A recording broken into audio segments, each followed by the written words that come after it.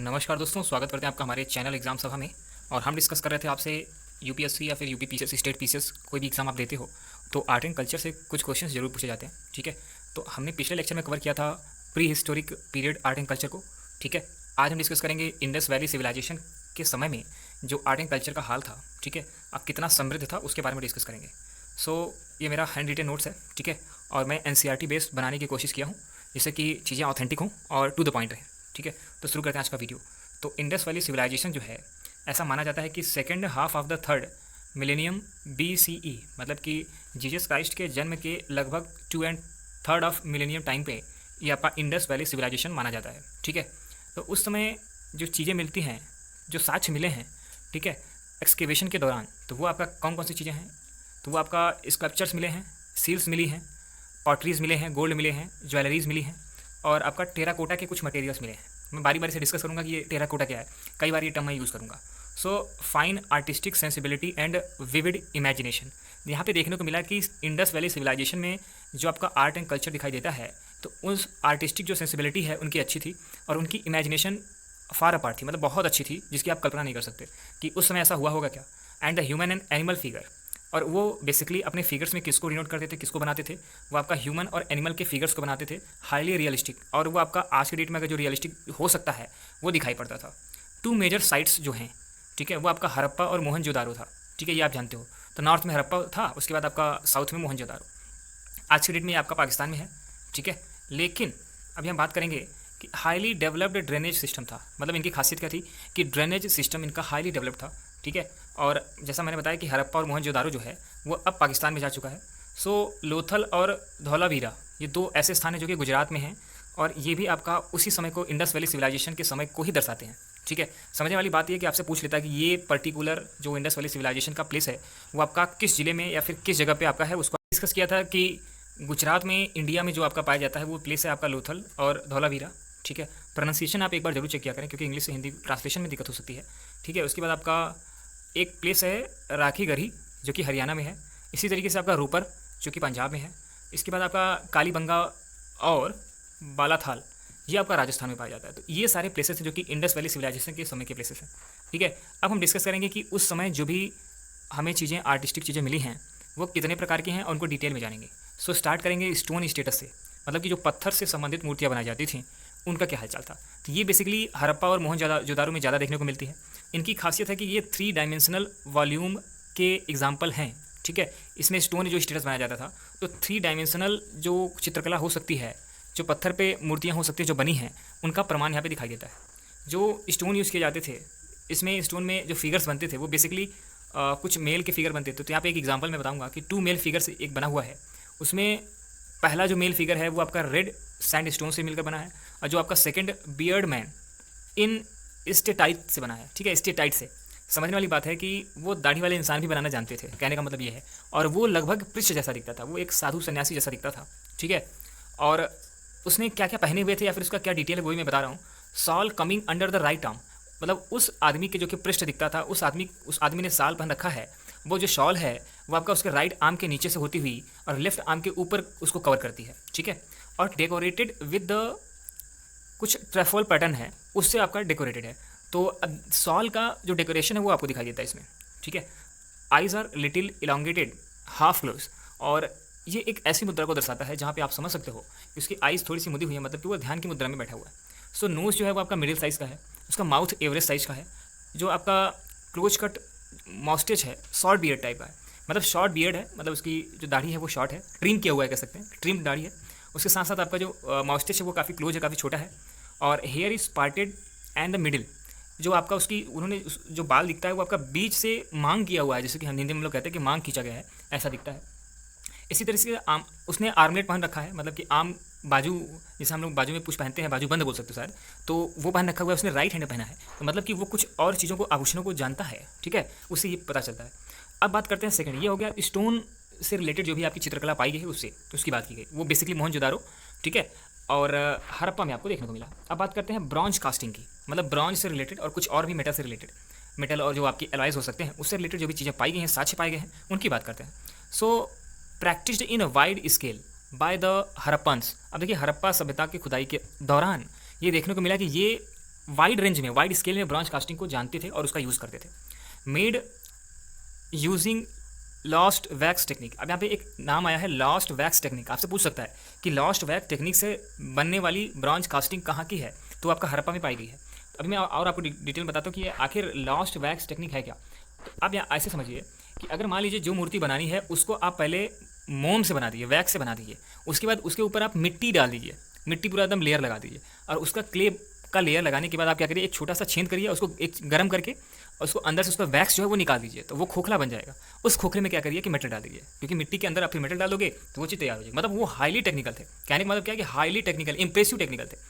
अब बात करते हैं कि in bronze both human and animals, वो ब्रॉन्ज में दोनों ह्यूमन और एनिमल दोनों की मूर्तियाँ देखने को मिलती हैं। बेस्ट एग्जाम्पल जो है वो आपका statue of girl called as a dancing girl.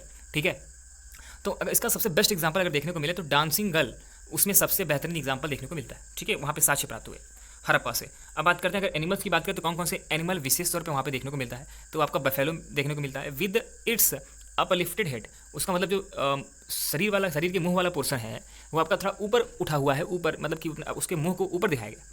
अगर बात किया जाए कुछ और मेटल्स की जिससे कि कुछ मूर्तियाँ एनिमल्स के स्ट्रक्चर या फिर ह्यूमन के स्ट्रक्चर बने हुए हैं, तो कॉपर डॉग, इसी तरह से आपका bird of Lothal and copper dog, bird of Lothal and bronze, figure of a bull from Kalibangan. ठीक है, आप ध्यान समझिएगा कि कॉपर का डॉग दिखाई देता है।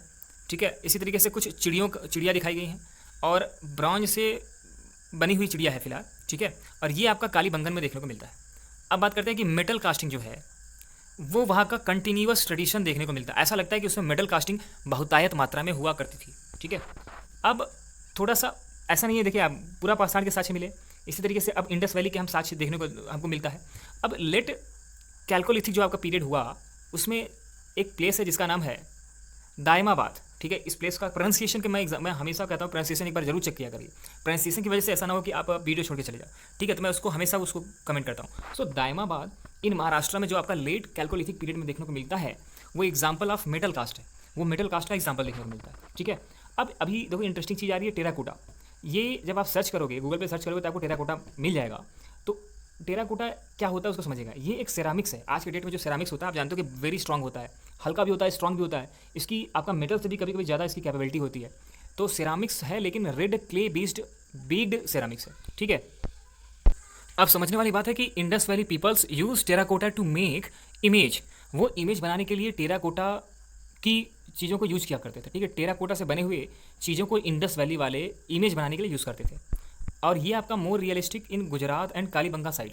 अगर हम बात करें कि किन क्षेत्रों में इसका यूज़ ज़्यादा होता था या ज़्यादा रियलिस्टिक लगता था, तो हमें देखने को मिलता है कि गुजरात और कालीबंगा की जो साइट्स हैं वहाँ पे ये ज़्यादा रियलिस्टिक दिखाई देती हैं।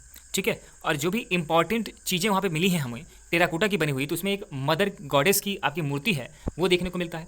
इसी तरीके से फ्यू आपका फिगरेंस ऑफ बियर्ड मेल, कहने का मतलब हुआ कि दाढ़ी रखा हुआ मेल का कुछ फिगर्स हमें दिखाई देते हैं।